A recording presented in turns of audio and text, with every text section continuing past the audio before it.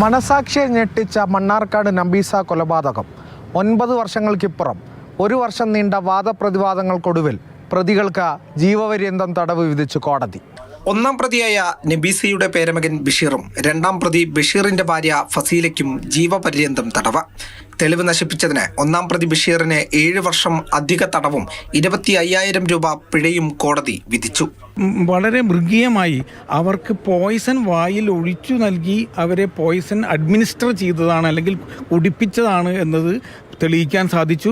മാത്രവുമല്ല, ഈ കേസിലെ മറ്റ് തെളിവുകൾ, സാഹചര്യ തെളിവുകൾ എല്ലാം കണക്ട് ചെയ്യപ്പെടാൻ സാധിച്ചു.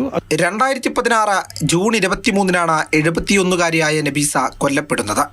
ഭക്ഷണത്തിൽ വിഷം കലർത്തിയും പിന്നീട് ബലമായി വായിൽ വിഷമൊഴിച്ചു നൽകിയുമായിരുന്നു കൊലപാതകം. പിന്നാലെ ആര്യമ്പാവിൽ റോഡിൽ ഉപേക്ഷിക്കുകയായിരുന്നു.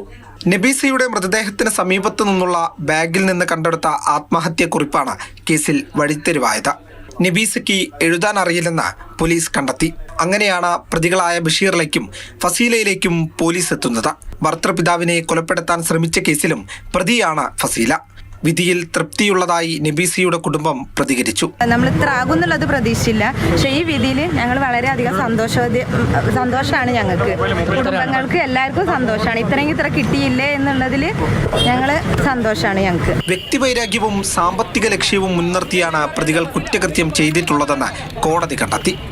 മാതൃഭൂമി ന്യൂസ്, പാലക്കാട്.